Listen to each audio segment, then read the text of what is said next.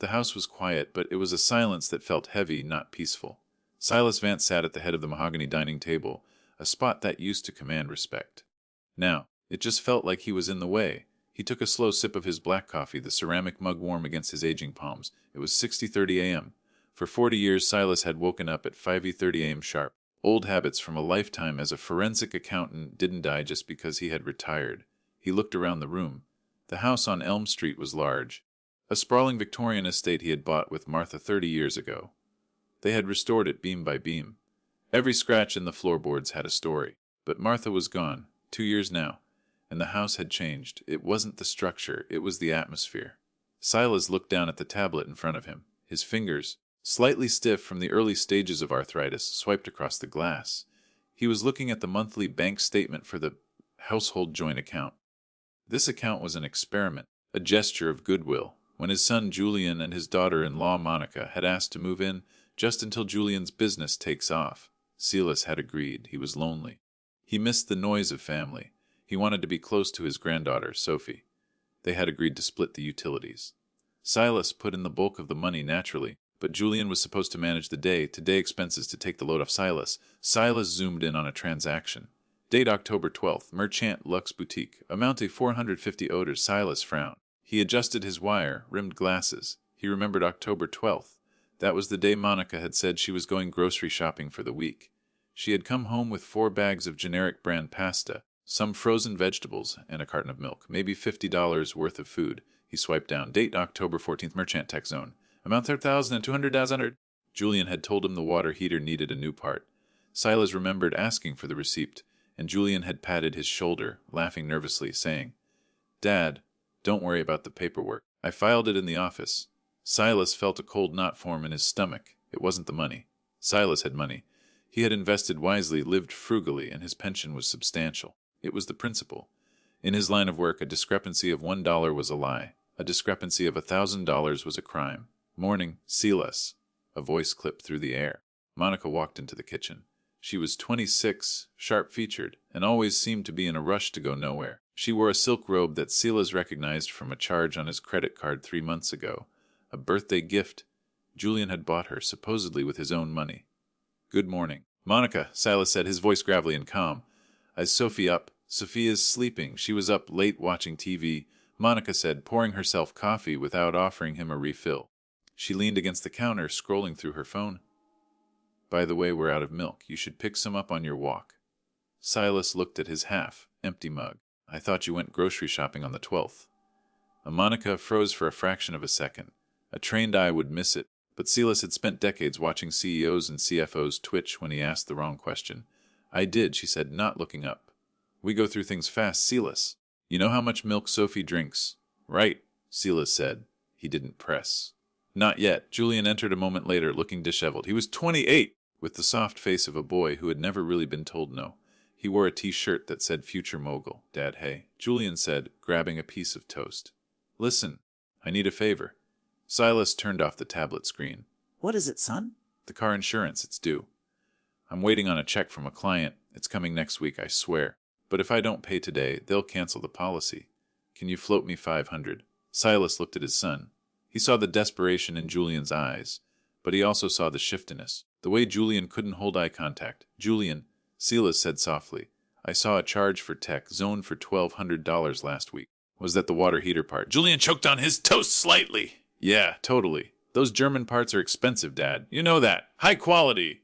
"I see," Silas said. He knew for a fact that their water heater was a domestic model, 10 years old. Parts for it cost $80 maximum. "I'll transfer the money for the insurance," Silas said. "Thanks, Dad." "You're a lifesaver." Julian grinned, the relief washing over him. He kissed the top of Silas's bald head, a gesture that felt condescending rather than affectionate, and rushed out the door. Monica followed him a moment later to help him pack the car, leaving Silas alone in the kitchen. Silas stood up slowly.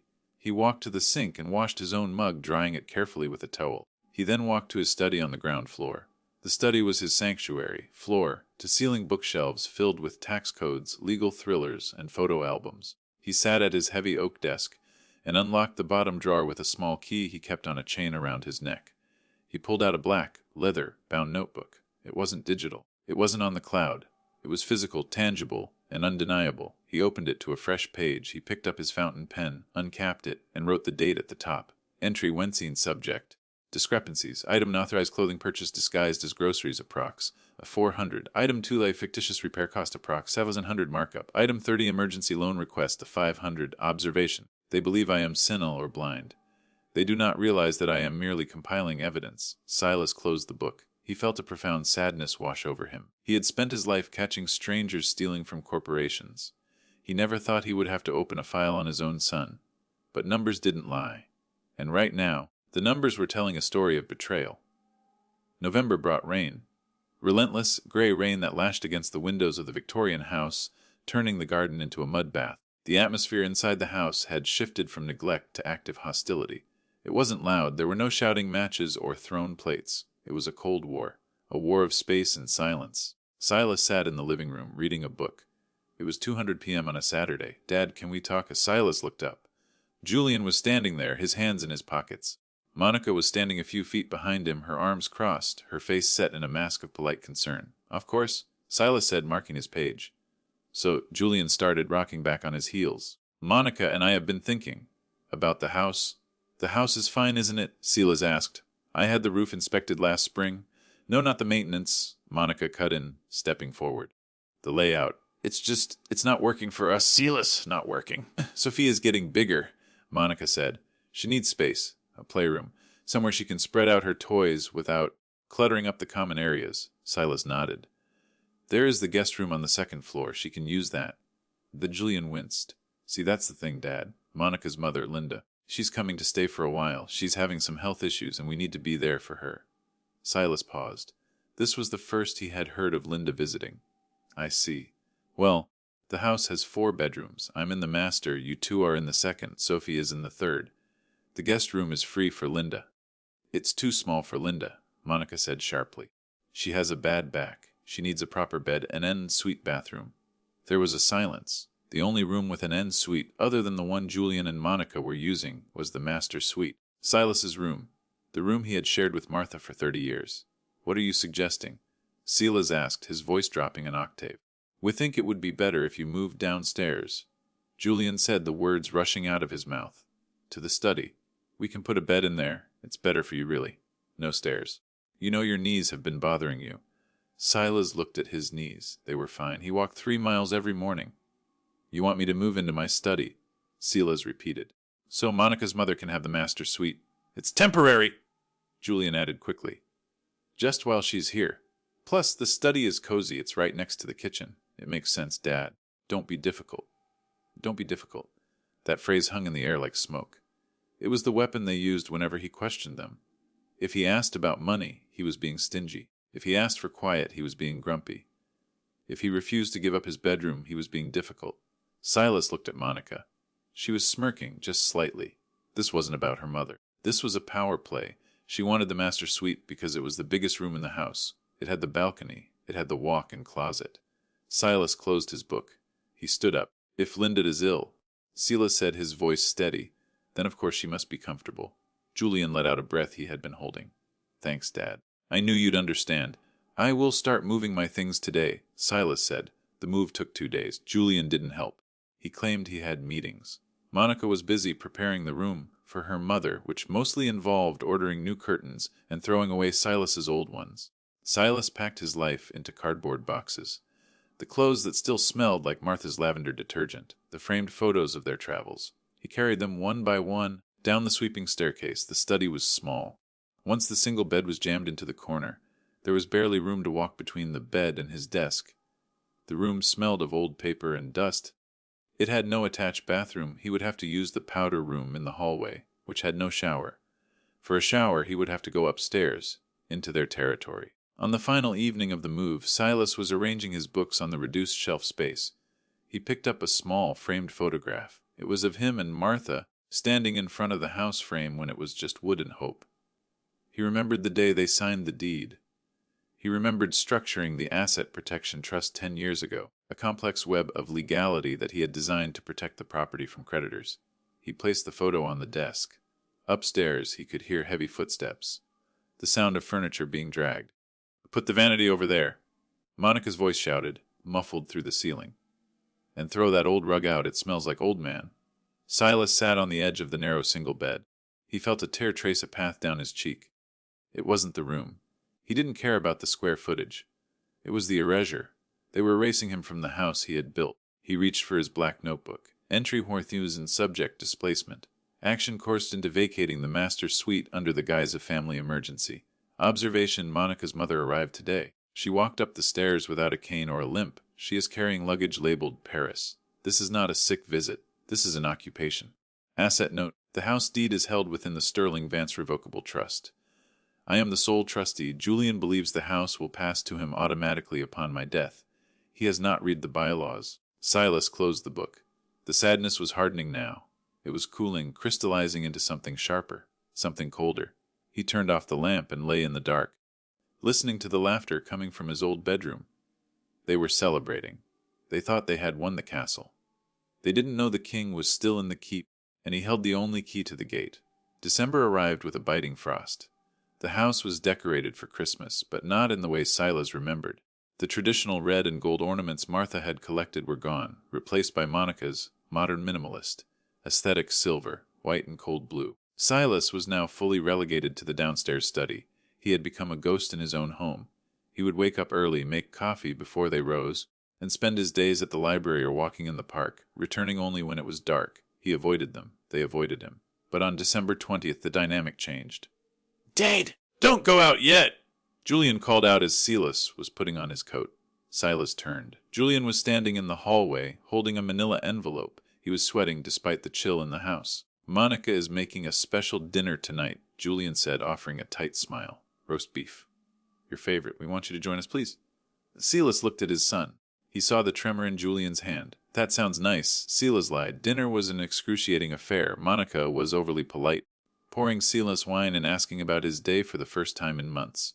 Linda, Monica's mother, sat at the table like a queen, complaining about the draft and the outdated heating system. "That's actually what we wanted to talk to you about, Silas," Monica said, setting down her fork. "The heating?" Silas asked. "The whole infrastructure." Julian jumped in. "Dad, this house is falling apart. The wiring, the plumbing, the heating. It's dangerous. We're worried about you." "I see," Silas said. "I haven't noticed any issues." "That's because you're not looking," Monica snapped, then caught herself. She softened her voice.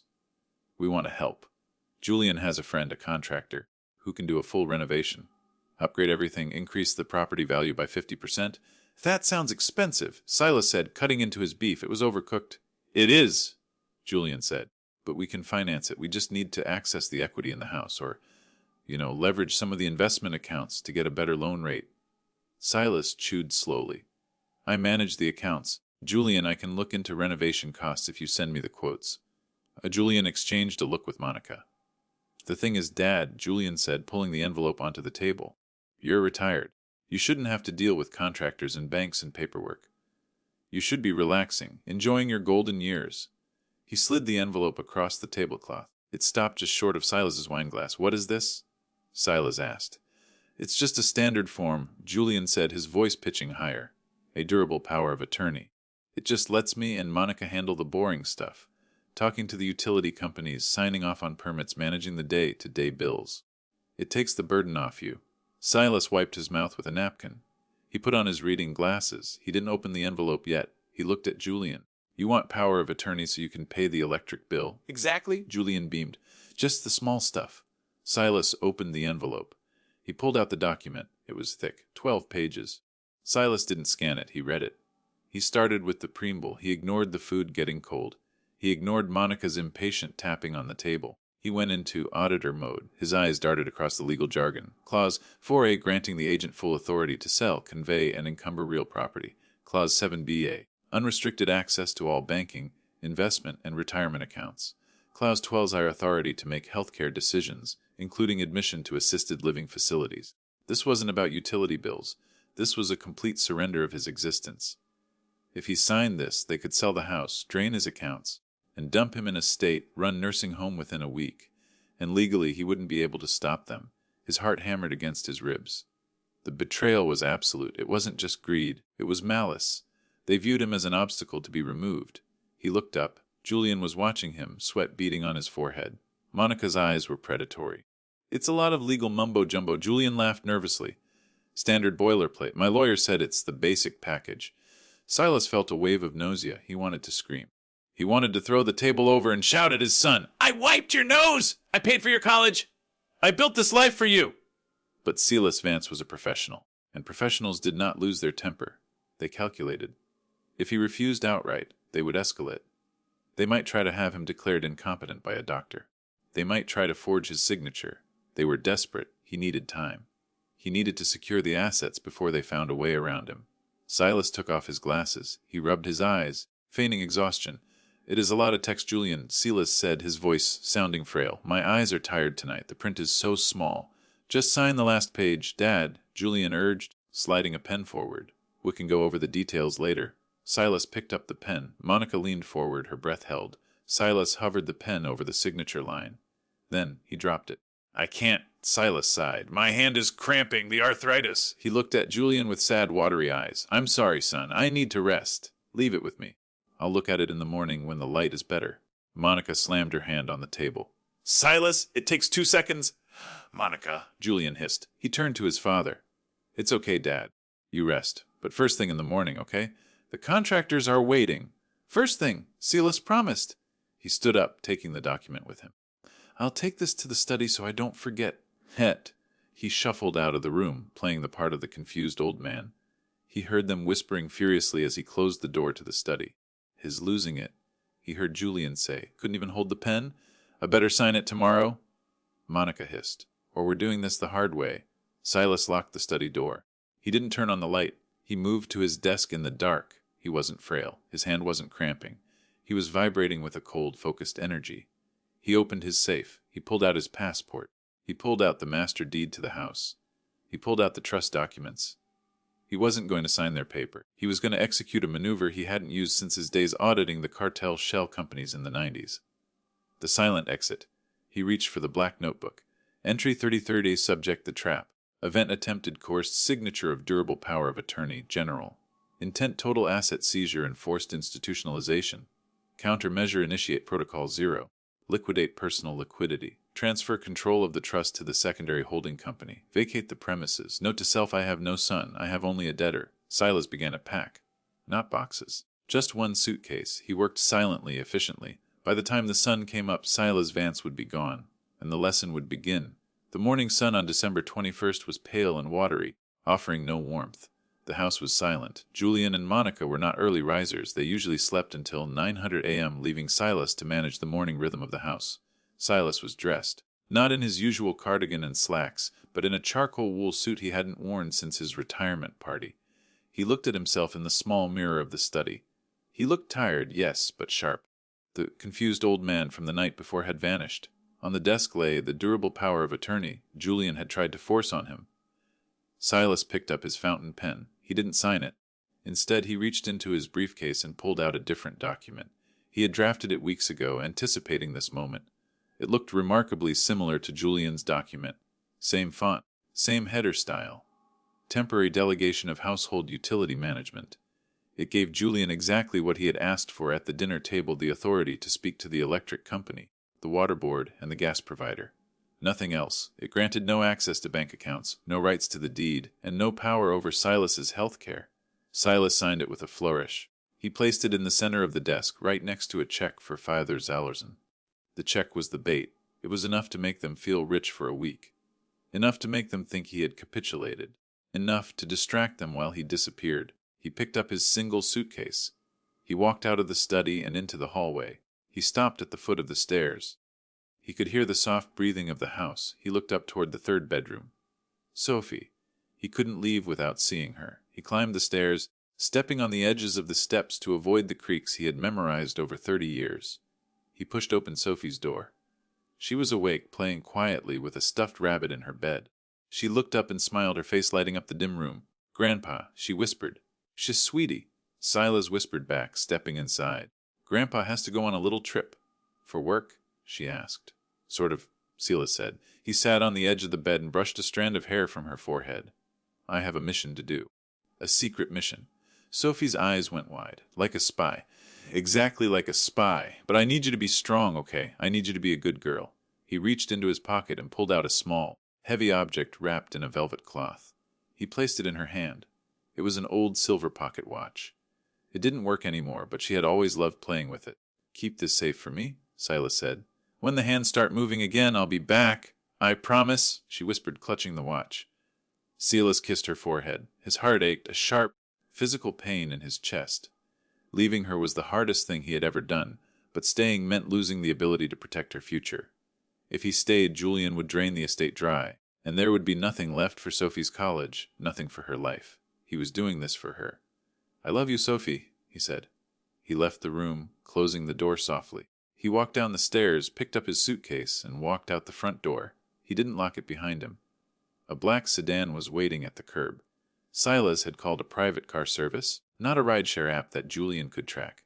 "To the train station, sir," the driver asked as he took Silas's bag. "No," Silas said, looking back at the house one last time. "Take me to the city center, the lawyer's district." As the car pulled away, Silas pulled out his phone. He opened his banking app. Transferred aus 500,000 Doger from Sterling, Vance Trust Primary to SV Holding Ltd Offshore, Panama status pending authorization fingerprint ID confirmed, status complete. The money vanished from the accounts Julian could see. Silas then opened his email. He composed a message to his attorney Marcus. Subject activation of Protocol 4. Message Marcus, I am initiating the protective severance. They attempted to coerce a POA last night. I am relocating to the secure apartment. Freeze the domestic accounts at 900 a.m. Monday. Let the check on the desk clear, but nothing else. He hit send. Silas Vance sat back in the leather seat. He wasn't the victim anymore. He was the auditor. And the audit had begun. "He's gone!" Julian's voice cracked with excitement as he waved the piece of paper in the air. It was 10:00 a.m. They had found the study empty. The bed was made. The closet was bare. And on the desk, beautifully aligned, was the signed document and the check for $5,000. "I told you," Monica squealed, snatching the check. "I told you he would fold." The old man just needed a little push. He didn't even say goodbye. Julian laughed, scanning the document. He just signed it and ran. Probably went to Florida or something to sulk. Who cares? Julian didn't read the document closely. He saw delegation and management and his father's signature. That was all that mattered. $5,000, Monica said, staring at the check. "This is just the start, Julian. This is him admitting defeat. He's giving us an allowance." "Allowance," Julian scoffed. "Monica, with this document I control the bills. I control the utilities. That means I control the house." He's effectively handed over the keys. The mood in the house shifted instantly. The oppressive silence was replaced by a manic energy. "We need to celebrate," Monica said. "And we need to start the renovation today. I can't live in this museum another week. I'll call the contractor," Julian said, pulling out his phone, "and I'll deposit this check. Then we go shopping." The next 2 weeks were a blur of consumption. Julian and Monica operated on a simple assumption. Silas was rich, Silas was guilty for being a burden, and Silas would pay for everything to keep the peace. They believed the joint account was bottomless.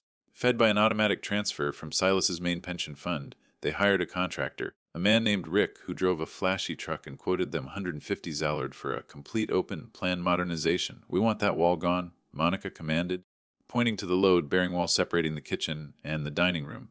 "And these old cabinets, trash. I want marble. Italian marble. It's gonna cost ya."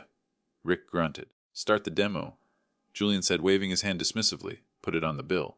My father handles the finances. Just send the invoices to the house address." The demolition began. The sound of sledgehammers echoed through the Victorian estate. Dust coated everything. The beautiful oak wainscoting Silas had installed by hand was ripped out and thrown into a skip in the driveway. While the house was being gutted, Julian and Monica went to the dealership.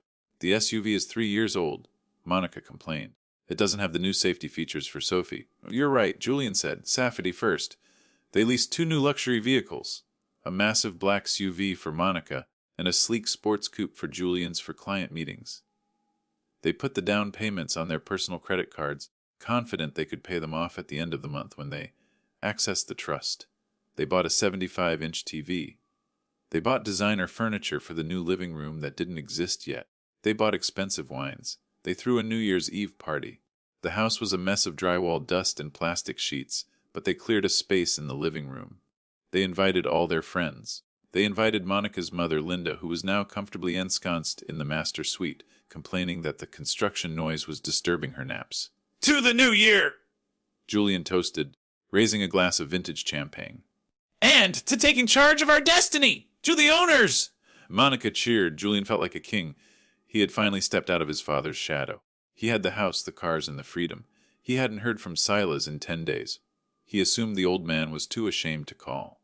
"Hey, Jules," one of his friends asked, looking around at the half-demolished walls. "How are you paying for all this? Business booming?" "Investments," Julian said smoothly, tapping his nose. "Family trust." Finally got access to the main capital. It was a lie, but Julian believed it was about to be true. He had the power of attorney, he thought. He just hadn't had time to go to the bank yet. He was too busy spending. On January 15th, the first crack appeared. Julian was at the gas station filling up his new sports coupe. He tapped his credit card. "D." He frowned. He tried again. "D. Must be the chip," he muttered. He pulled out his debit card, the one linked to the joint account he shared with Silas. "D. I answer you fights I'm funds." A cold drop of sweat rolled down his back. That account should have had at least 10 zalozen in it. Silas's pension drop was on the first. "Hey, buddy, there's a line," the guy behind him yelled. Julian paid with a wrinkled $20 bill from his wallet and drove home, his heart rate climbing. When he pulled into the driveway, the construction site was silent. No hammers. No drills. "Rick," the contractor, was leaning against his truck, arms crossed. He didn't look happy. "Rick, why aren't the guys working?" Julian asked, getting out of the car. Check bounced. Rick spat. "What?" "The deposit check. The 10 grand for materials bounced, returned unpaid." Rick took a step forward, looming over Julian. "I don't work for free, kid. And I already tore down half your house." "It's a mistake," Julian stammered. "Bank error. My father, he must have moved money around. I'll fix it today." "I promise." "You got 24 hours, Rick said. "Or I put a lion on this property so fast your head will spin." Rick got in his truck and drove off, leaving Julian standing in the driveway of his gutted home. The front door was missing, covered by a piece of plywood. Julian rushed inside. "Monica!" Monica was in the kitchen, staring at her phone. She looked pale. "Julian," she whispered. "The grocery order. It didn't go through. It says card suspended."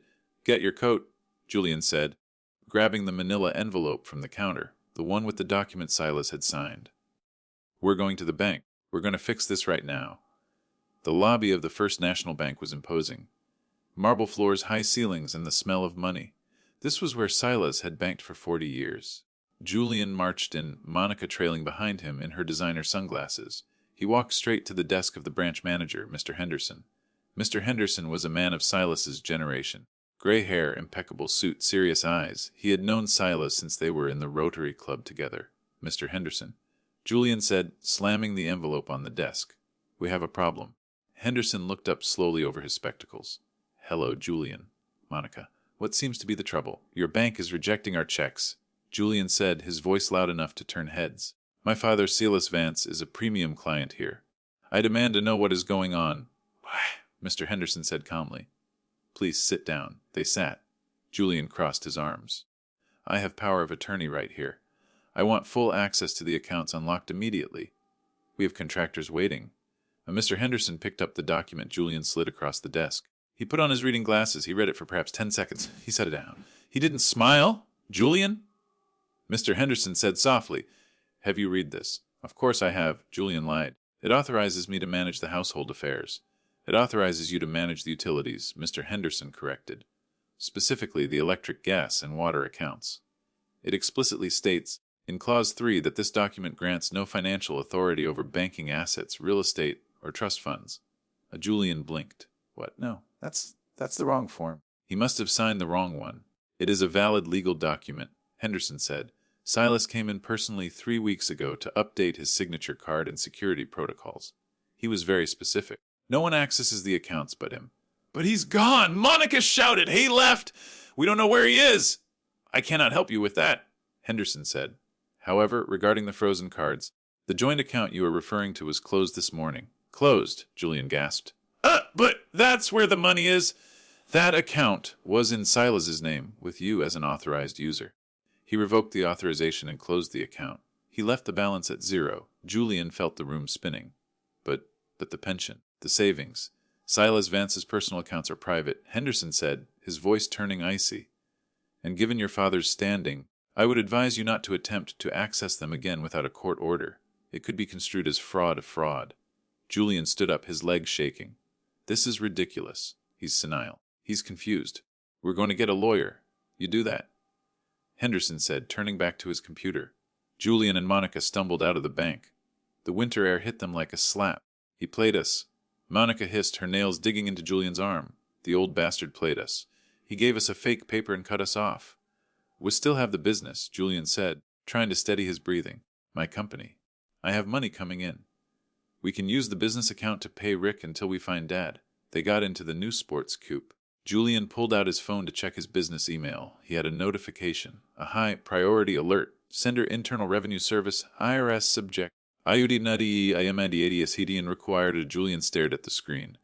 No, he opened the email. It was a formal notice of a comprehensive audit for Vance Ventures LLC, his company. It cited irregularities in expense reporting and unverified deductions for the last 5 years. "What is it?" Monica asked. "The IRS," Julian whispered. "They're auditing me. For 5 years." Silas had done Julian's taxes. Every year Julian would hand him a shoebox of messy receipts mixed with personal expenses and say, "Make it work, Dad."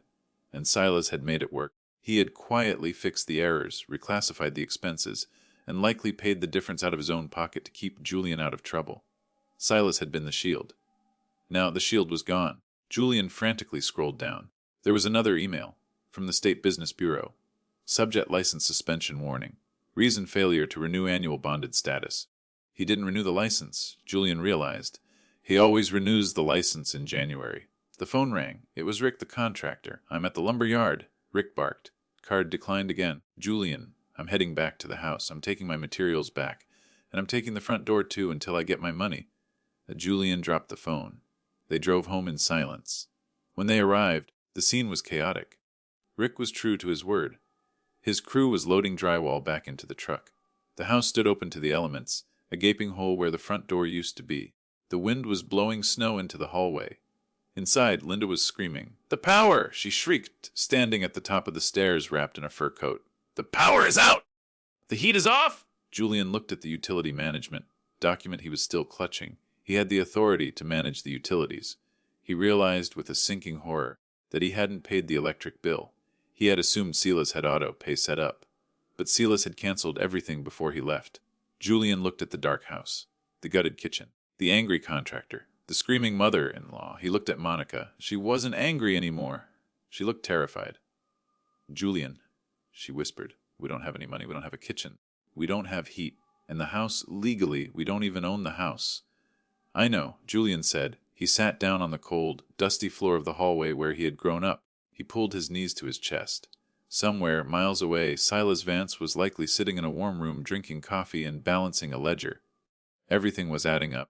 The deficit belonged entirely to Julian. The Victorian house on Elm Street, once the jewel of the neighborhood, now looked like a gap-toothed grin. The front door was boarded up with plywood. A blue tarp flapped violently on the roof where a skylight was supposed to be installed but never was. Inside, the temperature was 45 degrees. Julian sat at the kitchen table. Wrapped in 2 coats, he was staring at a pile of mail that had accumulated over the last month. Final notice. Overdue. Collection agency. Legal action imminent. The spending spree of December felt like a hallucination. The luxury SUVs were gone, repossessed last week in the middle of the night. The 75-inch TV had been sold on an online marketplace for a fraction of its cost just to buy groceries. Monica was pacing the room, her boots crunching on drywall dust. Linda had left 3 days ago, claiming she needed to visit a friend in Florida, abandoning the sinking ship without a backward glance. "We have to sell it," Monica said, her voice raspy from the cold. "It's the only way?" "Julian, we sell the house. Even in this condition, the land is worth $1 million. We pay off the debts, pay the IRS, and start over." Julian rubbed his face. He hadn't shaved in a week. "I told you." "Monica, I can't sell it. Dad has the deed." "His missing!" Monica screamed. "We can file for emergency stewardship." "We tell the court he abandoned the property. We tell them the house is deteriorating and we need to liquidate to save the asset. My lawyer friend said it's possible." It was a desperate, flimsy plan, but it was all they had. Julian nodded slowly. "Okay. Call the realtor, get an appraisal." The realtor, a sharp woman named Mrs. Gable, arrived the next morning. She walked through the ruins of the house, taking notes with a grim expression. She noted the missing wainscoting, the gutted kitchen, the water damage from the unsealed windows. "It's a fixer-upper," Mrs. Gable said diplomatically. "But the location is prime. I can list it. But first, I need to see the title deed to confirm the square footage and property lines." "I don't have the physical deed." Julian said. But you can pull it from the county records, right? Of course, she said. She opened her laptop and tethered it to her phone. She logged into the county assessor's database. She typed in the address. She frowned. She typed it again. That's odd, she muttered. What? Julian asked, leaning over her shoulder. Julian, Mrs. Gable said, turning to him. You said your father, Silas Vance, owns this house. Yes, since 1990. No, he doesn't, she said. He sold it 10 years ago. Let Julian froze? What? That's impossible. We've lived here. He lived here. The record shows a transfer of title in 2014, Mrs. Gable said, pointing to the screen. The owner of record is SV Holding and Trust Liddy. That's his company, Monica said. It's the same thing. Not legally, Mrs. Gable said. If the house is owned by a corporation or a trust, you can't sell it. Only the appointed trustee can. And she clicked a few more tabs. Oh, dear. What? Julian's heart was hammering. There's a land filing here, dated yesterday. Mrs. Gable looked up, her face pale. Oh, Julian, have you been paying rent? Rent. No, I live here. According to this filing, Mrs. Gable read, the occupant, Julian Vance, is listed as a tenancy at will. And there is a clause here regarding destruction of commercial asset. By gutting the kitchen and removing the fixtures, you have violated the terms of the holding company's property standards. This is insane, Julian stammered. My dad is the holding company? Actually, a deep voice came from the doorway. He is the primary director. I am the acting legal counsel. Julian spun around. Standing in the doorway, brushing snow off a black wool coat, was Marcus, Silas's attorney, a man Julian had met only once at his mother's funeral. Marcus stepped into the freezing room. He held a briefcase. He didn't look at the damage. He looked straight at Julian. Hello, Julian. Monica, Marcus, Julian breathed. Where is he? Where is my father? Hermistar Vance is safe and well, Marcus said calmly. He is currently out of the country, attending to business. Tell him to come back! Monica shouted. Tell him we're freezing. Tell him to fix this. Sir. Vance is aware of the situation, Marcus said. In fact, he authorized me to deliver this. Marcus opened his briefcase and pulled out a document. It wasn't a check. It was taped to the wall with blue painter's tape. Notice to quote eviction for cause. Reason malicious destruction of property. Failure to maintain upkeep. Unauthorized alterations to structural integrity. You're evicting us? Julian whispered. He's evicting his own son. He is evicting a tenant who caused approximately $200,000 in damages to an asset intended for the trust. Marcus corrected. This house was not yours. Julian, it never was. It was placed in the trust 10 years ago. It was intended to be the primary asset for Sophie's inheritance. Julian felt the blood drain from his face. Sophie? Yes, Marcus said. The plan was for the house to be sold when Sophie turned 18 to fund her education and start in life. Silas was merely the caretaker. By destroying the interior, you have directly reduced the value of your daughter's future inheritance. Monica gasped. We didn't know. You didn't ask? Marcus said, cold as ice. You assumed. You assumed ownership you didn't have. You assumed money you didn't earn. Marcus checked his watch. You have 72 hours to vacate the premises. After that, the sheriff will assist with the removal. I suggest you take what personal items you have left. The holding company will be retaining the furniture to offset the renovation costs. Where are we supposed to go? Julian pleaded, tears streaming down his face. We have no money. The accounts are frozen. The IRS is auditing my business. We're bankrupt, Marcus. Marcus stopped at the door. He looked back, his expression softening just a fraction, not with pity, but with a hard, learned lesson. Silas anticipated this might happen, Marcus said.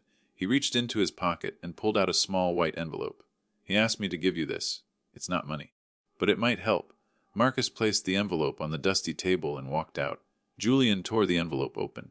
Inside was a single index card, written in Silas's neat architectural handwriting. Julian, I taught you how to ride a bike. I taught you how to tie a tie. But I never taught you how to balance a ledger. I did it for you.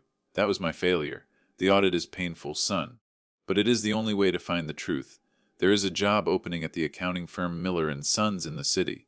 The entry-level clerk position. I called in a favor. They are expecting you on Monday. It pays minimum wage. It is honest work. Learn the value of $1. Then perhaps we can talk. Julian stared at the card. Minimum wage. A clerk. Him. The future mogul. He looked at Monica. She was slumped against the wall, weeping silently. The dream was dead. The entitlement was gone. All that was left was the cold, hard balance sheet of their lives. 6 months later, the coastal town of Maine was bursting with summer colors. The air smelled of salt and pine. Silas Vance sat on the porch of a small, weather-beaten cottage. It wasn't a mansion. It was a simple two-bedroom house overlooking the harbor. He had a blanket over his legs, a book in his lap, and a mug of tea in his hand. He looked peaceful. The lines of stress that had etched his face back on Elm Street had smoothed out. His phone buzzed on the table. He picked it up. It was a video call. Sophie? Silas smiled and tapped the green button. Grandpa! Sophie's face filled the screen. She was missing a front tooth. Hello, little spy? Silas chuckled. How is the mission going? Good, she chirped. I got an A in math. Daddy helped me with the homework. Silas's eyebrows raised slightly. Daddy helped you. Yeah. He's really good at numbers now. He brings home these big papers from work and checks them with a red pen. The camera shifted. Julian came into the frame. He looked different. He had lost weight. He wasn't wearing a future mogul t-shirt. He was wearing a plain button-down shirt, the sleeves rolled up. He looked tired, but his eyes were clear. He was holding a small apartment kitchen in the background. It was tiny, cramped, but clean. Hi, Dad, Julian said. There was a humility in his voice that hadn't been there for decades. Hello, Julian, Silas said. Sophie tells me you're helping with math. Yeah, Julian rubbed the back of his neck. I'm learning? A lot. Mr. Miller is a tough boss. He makes me reconcile the petty cash drawer every night down to the penny. Good, Silas said. Miller is a good man. He values accuracy. There was a pause. A heavy silence, but not an angry one. Dad, Julian started. I wanted to say thank you for the job. You earned the job, Julian. I just opened the door. About the house. Julian looked down. I'm sorry. I really am. We were stupid. We were greedy. You were lost, Silas corrected, gentle. You thought wealth was a right, not a result. The house is being repaired. The rent from the new tenants is going straight into Sophie's trust. I know, Julian said. Marcus explained it. It's better this way. She'll have something real when she grows up. And Monica, Silas asked. Julian sighed. She's working part-time at a boutique. It's hard. We're living in a 2-bedroom apartment. We have 1 car. But we're paying our own bills. For the first time, actually paying them. That is the only way to sleep soundly at night, son, Silas said. When the ledger is balanced. When are you coming back? Sophie asked, popping back into the frame. The watch hasn't started moving yet. Silas reached into his pocket and pulled out his own watch, a working one, identical to the one he gave her. Not yet, sweetie, Silas said. Grandpa is retired. I have a lot of books to read and a lot of ocean to watch. But you can come visit. In the summer. Marcus has the tickets. Sophie squealed with delight. Take care. Dad, Julian said. Work hard, Julian. Silas replied. The screen went black. Silas set the phone down. He took a sip of his tea. He looked out at the ocean. The waves crashed against the rocks. A rhythmic, eternal accounting of nature. He had lost the family home. He had lost the illusion of a perfect family. But he had saved his dignity. He had secured his granddaughter's future. And, perhaps, he had saved his son from a lifetime of uselessness. He opened his black notebook for one final entry. Entry final. Subject the audit. Status closed. Assets. 1 granddaughter's future secured. 1 son's character under construction. Liabilities none. Net worth peace. Silas closed the book. He closed his eyes. And for the first time in years, he simply listened to the sound of the world, owing nothing to anyone. Morel less so. Silas sitting peacefully by the ocean. On the right, Julian working late at a desk under a lamp. Soft, reflective music plays. Narrator, ladies and gentlemen, that is the power of the silent winner. Silas Vance didn't scream. He didn't fight physically. He didn't lower himself to the level of disrespect his family showed him. He used the most powerful weapon in the world, the truth. You see, Julian and Monica made a fatal mistake that millions of people make every day. They confused generosity with weakness. They thought because Silas was quiet, he was clueless. They thought because he gave, he had no boundaries. They saw him not as a father, but as a resource, a human ATM machine. But here is the psychology of the architect personality type. They build things, they structure things, and they know exactly where the load-bearing walls are. When you push an architect too far, they don't attack you. They simply remove the support beams they've been holding up and let gravity do the rest. The moral of the story, don't bite the hand that feeds you, because that hand might also be holding the pen that signs your checks. Julian had to lose everything to find his self-worth. He had to hit rock bottom to realize that the boring work his father did was actually the foundation of his entire life. In the end, Silas gave his son the greatest gift of all, not money, but responsibility. Have you ever helped someone so much that they started acting like they were entitled to your help? How did you handle it? Did you cut them off like Silas, or did you keep giving? Let me know your story in the comments below. And remember, Sometimes the loudest move you can make is to simply walk away in silence.